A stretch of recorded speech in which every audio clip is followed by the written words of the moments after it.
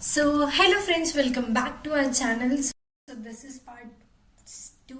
आपने अगर पार्ट 1 नहीं देखा है तो go and check out in the comment section और description box.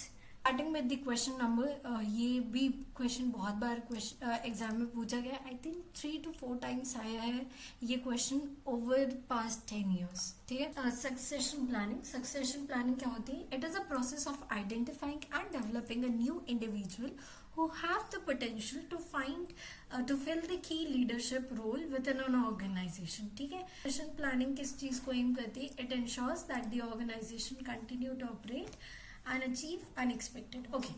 So succession planning क्या होता है? Succession planning में ये होता है कि यूजुअली ना एक एम्प्लॉय होता है, वो कंपनी को छोड़ के जा रहा होता है. कोई भी एक पर्टिकुलर इंडिविजुअल या तो रिटायरमेंट पर्पस के कारण या तो रिजाइन कर रहा है या तो कोई भी अनएक्सपेक्टेड सर्कमस्टांसेस भी हो सकते हैं उसके कारण.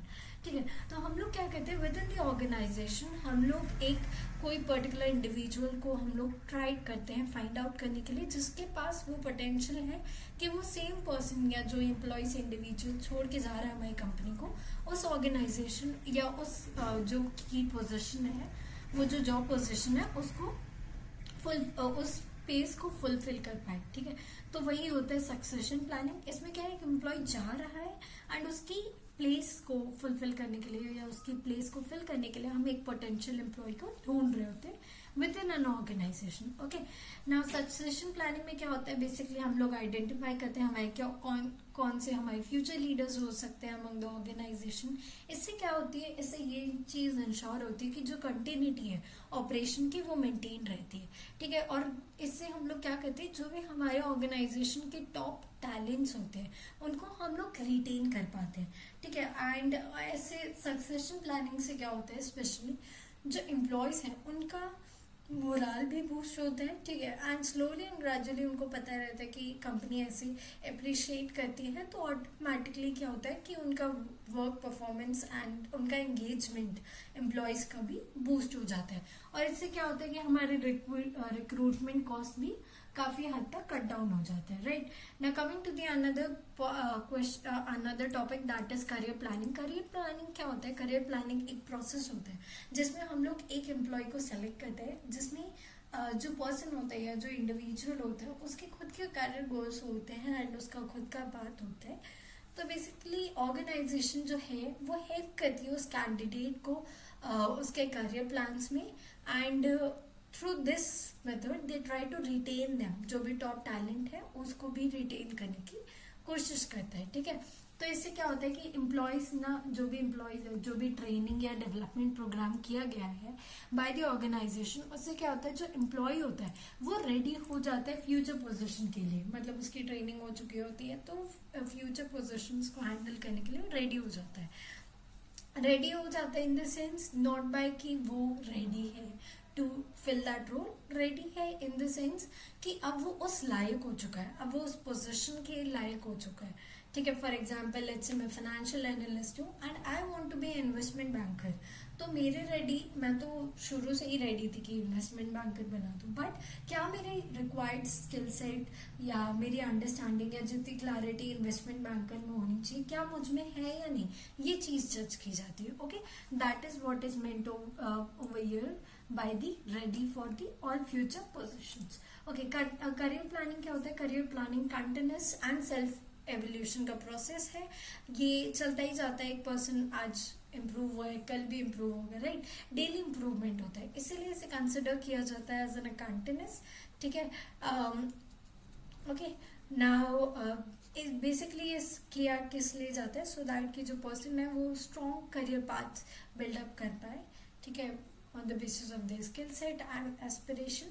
करियर प्लानिंग क्या है? अगेन कंटिन्यूस है, रिटरेटिव है. ये प्रोसेस होती है understanding one self, goal set करना, उनके स्किल्स को रिवाइज करना एंड उनका करेक्ट करियर ऑप्शन चूज करना. ठीक है. like basic skills, specialized education, job options and etc. So basically जो question actually में पूछा गया था वो basically ये था कि difference between career and succession planning. ये question बहुत बार पूछा गया, so make sure करना कि career planning और succession planning आप properly go through करो, ठीक है. Starting with the primary focus में करियर प्लानिंग में क्या होता है कि जो करियर प्लानिंग होती है इसका इंटायर जो फोकस होता है ना वो एक पर्टिकुलर इंडिविजुअल एम्प्लॉय में होता है. करियर प्लानिंग सबके लिए होता है पर यूजुअली एक इंडिविजुअली कंसिडर किया जाता है. वेयर एज सक्सेशन प्लानिंग में क्या होता है कि जो फोकस होता है वो सभी इंडिविजुअल में होता है, राइट. उसके बाद coming to the objective, career planning में क्या होता है कि एक पर्टिकुलर इंडिविजुअल को जो है उसका करियर गोल आइडेंटिफाई किया जाता है, अलग से उसके खुद के अपने स्ट्रेंथ एंड वीकनेस आइडेंटिफाई किया जाता है, वो कौन से पाथ चाहता है विद इन ऑर्गेनाइजेशन और आउटसाइड ऑर्गेनाइजेशन, उस पर फोकस किया जाता है. वहीं पे सक्सेशन प्लानिंग क्या होती है, सक्सेशन प्लानिंग होता है to identify the critical role, कौन कौन से रोल्स होते हैं, इंश्योर करना कि हमारे पास क्वालिफाइड बैकअप्स हैं. फॉर एग्जाम्पल लेट्स से एक पर्टिकुलर ऑर्गेनाइजेशन में काफी अच्छा एम्प्लॉय मतलब उस ऑर्गेनाइजेशन को लीव करके जा रहे हैं विदाउट एनी पर्टिकुलर रीजन. मतलब लेट्स से कुछ भी हम लोग रीजन अज्यूम कर लेते हैं कि लेट्स से वो ट्रांसफर लेना चाहता है, he does not want to live in this city और समथिंग लाइक दैट, ठीक है. तो क्या हमारे पास क्रिटिकल बैकअप प्लान है कि नहीं, is it as qualified as the person who is leaving the organization और नॉट, ठीक है. तो यही चीज, ये ऑब्जेक्टिव होता है बेसिकली सक्सेशन प्लानिंग का. ना ओनरशिप एंड दी रिस्पॉन्सिबिलिटी. सो जो करियर प्लानिंग होती है वो ड्रिवन होता है बेसिकली बाय एम्प्लॉय. अगर एम्प्लॉय अपने करियर प्लान्स पे खुद ध्यान देता है एंड उसके साथ HR उनको गाइडेंस वगैरह प्रोवाइड करती है, टूल्स प्रोवाइड करती है उनको, एक इंडिविजुअल को जो भी अपॉर्चुनिटीज या रिस्पॉन्सिबिलिटी चाहिए टू बिकम और to grow in the career वो प्रोवाइड करती है, वो तो HR प्रोवाइड करता है बट एक प्राइमरीली एम्प्लॉय पे ही डिपेंड करता है. वेराज जो सक्सेशन प्लानिंग होता है वो एक्चुअली में कौन करता है, टॉप मैनेजमेंट करता है या तो HR करता है. टॉप मैनेजमेंट और HR आइडेंटिफाई करता है कि ठीक है ये एम्प्लॉय जा रहे हैं तो इसकी जगह पे कौन सा पर्सन है जो इसकी जगह को अच्छे से फुलफिल कर सकता है, ठीक है, फिल कर सकता है एंड प्रॉपरली उसकी तरह वर्क कर सकता है. तो ये काम कौन करता है, टॉप मैनेजमेंट करती है और HR करती है. ये एक स्ट्रैटेजिक कॉर्पोरेट प्रोजेक्ट होता है जो मैनेज होती है बाय लीडरशिप एंड वो कंपनी की सेफ गार्ड करती है क्या, ऑपरेशनल कंटिन्यूटी, ठीक है. और यहाँ पे क्या, responsible for navigating their own career path. Exactly एक एम्प्लॉय खुद के, एक इंडिविजुअली खुद का अपना करियर पाथ डिसाइड कर सकता है, नेविगेट कर सकता है, right. Now coming to the scope, जो करियर पाथ है जो करियर प्लानिंग है वो सभी एम्प्लॉयज जितने भी ऑर्गेनाइजेशन के अक्रॉस है सब पे फोकस करता है, ठीक है, रिगार्डलेस कि वो कौन से लेवल पे हैं या कौन से डिपार्टमेंट वर्क करते हैं. नहीं, हर एक एम्प्लॉय का खुद का अपना करियर पाथ होता है एंड खुद की करियर प्लानिंग होती है, ठीक है. वहीं पे जो सक्सेशन प्लानिंग होती है, सक्सेशन प्लानिंग यूजुअली स्टिक होती है towards to top level management, ठीक है, या high skill level position whatever you call, ठीक है, या तो क्रिटिकल जॉब पोजीशंस होती है उनको रिस्ट्रिक्टेड होती है, ठीक है. टाइम होराइजन की बात करें तो करियर प्लानिंग जो है वो एक्चुअली में लॉन्ग प्रोसेस है, लेंथी प्रोसेस है. आप जितने साल तक काम करते हो उतने साल तक क्या करियर प्लानिंग का जो गोल है वो चलता जाता है. वेयरएज जो सक्सेशन प्लानिंग है वो डिपेंड करता है, उसका जो टाइमलाइन है वो भी डिपेंड करता है कि शॉर्ट पीरियड ऑफ टाइम है या मीडियम पीरियड ऑफ टाइम है, ठीक है. जब एम्प्लॉय ने लेट्स से एम्प्लॉय की डेथ हो गई, ठीक है, तो that is a short period of time. अब एम्प्लॉय चला गया तो उसकी तुरंत पोजीशन को बहुत जल्दी फिल करना होगा, राइट. तो अब short period of time consider करेंगे. वहीं पे जब एम्प्लॉय पहले से इन एडवांस या नोटिस पीरियड होता है, राइट, तो 2-3 महीने बाद 2-3 महीने पहले इन्फॉर्म कर रहा है तो we have a minimum period of time, और लेट्स से उसको हम लोग मीडियम पीरियड हम लोग कंसिडर करेंगे, ठीक है. Now coming to the goal, तो जो करियर प्लानिंग है वो अलाइन करता है एक पर्सन के खुद के इंडिविजुअल गोल्स, उसके इंटरेस्ट, उनके स्किल सेट के बेसिस पे होता है करियर प्लानिंग। वहीं पे जो सक्सेशन प्लानिंग होती है वो डिपेंड करता है कि ऑर्गेनाइजेशन की खुद के क्या गोल्स हैं, उनकी खुद के क्या नीड है, उनको कैसे एम्प्लॉय चाहिए, ठीक है, उनके खुद के कितने रिस्क मैनेजमेंट है and the so on, right. Now career planning का इम्पैक्ट क्या होता है? करियर प्लानिंग का इम्पैक्ट ये होता है कि पर्सनल गोल फुलफिल होती है and this provide job satisfaction. हर एक एम्प्लॉय जॉब सेटिस्फाइड फील करता है। वेराज सक्सेशन प्लानिंग में क्या होता है? सक्सेशन प्लानिंग से हमारा जो इम्पैक्ट होता है वो ये होता है कि जो हमारा हायरिंग और रिक्रूटमेंट कॉस्ट था, ठीक है, वो काफी हद तक, नॉट काफी हद तक, आई वुड से कि नेग्लिजिबल हो जाता है, राइट। उसके बाद coming to the another topic, ये भी अच्छा टॉपिक है, this is also asked more than 2 to 3 times मैंने क्वेश्चन पढ़ा है, I thought of sharing this with you as well. Okay, coming to the topic that is job analysis. Job analysis क्या होता है? बेसिकली एक process होता है जिसमें हम सिस्टमैटिकली सभी इंफॉर्मेशन को गैदर करते हैं अबाउट द टॉप जो भी टास्क है या जो भी रिस्पॉन्सिबिलिटी है, जो जॉब की क्या क्या रिक्वायरमेंट है। जॉब रिक्वायरमेंट में बहुत सारी चीज़ें कंसिडर की जाती है, जैसे एक पर्सन की क्वालिफिकेशन कंसिडर की जाती है, एक पर्सन की पर्टिकुलर पर्सन की कंसिडर की जाती है, वर्क एक्सपीरियंस भी कंसिडर किया जाता है, right. Now it is essential, जब जॉब एनालिसिस है वो बहुत एसेंशियल पार्ट है, स्पेशली अगर हमें इफेक्टिव रिक्रूटमेंट करना है और सिलेक्शन करना है। फॉर एग्जाम्पल लेट्स से मैंने फाइनेंस जॉब पोजीशन के लिए किया है, तो ऑफकोर्स ये बात है जॉब रिक्वायरमेंट मांगती है कि एक पर्सन का बहुत स्ट्रॉन्ग होना चाहिए फाइनेंशियल स्टेटमेंट रीडिंग स्किल्स, ये सारी चीज़ें बहुत स्ट्रॉन्ग होनी चाहिए, राइट। तो ऑफकोर्स ये बात है कि मैं एक बीटेक के बंदे को तो नहीं उठा के लाऊंगी, right, I would hire CA for that, right. तो यही चीज़ है कि हम लोग एनालाइज करते हैं।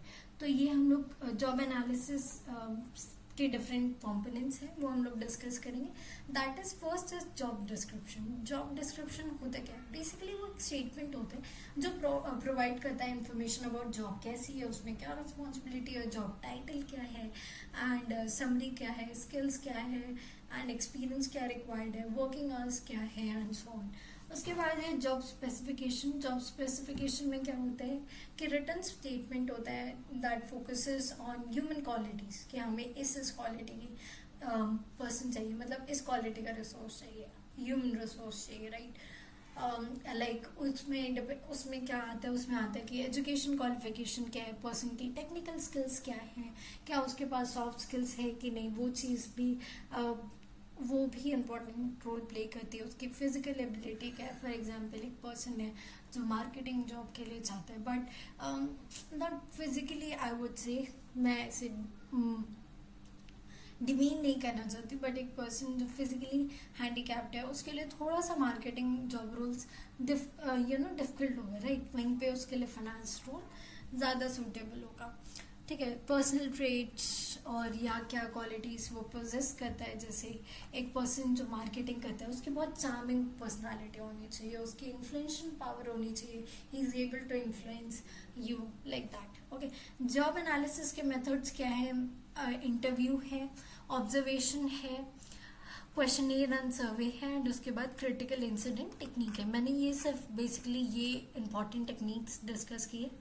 एक्चुअली जॉब एनालिसिस पूछा तो जाता है, आई विल एक्सप्लेन यू कि आप थोड़ा बहुत कंटेंट लिख के आ सके, बिकॉज ये क्वेश्चन यूजुअली 14 मार्क्स में पूछा जाता है, बट जो मेन क्वेश्चन होता है सेकंड पार्ट वो यही होता है कि जॉब एनालिसिस के आप मेथड मेंशन करें, ओके। तो ये पार्ट ज़्यादा अच्छे से देखिएगा। Coming to the first, that is interview. Interview क्या होता है? Interview is basically a face to face communication, जिसमें क्या होता है मैनेजर सिंपली क्वेश्चन पूछता है workers relating to there, so that कि उसको इन्फॉर्मेशन मिल जाए कि क्या ये पर्सन राइट है, कैंडिडेट है कि नहीं, इसको नॉलेज है कि नहीं एंड दी अदर स्टफ, ठीक है। इसके एडवांटेजेस क्या है?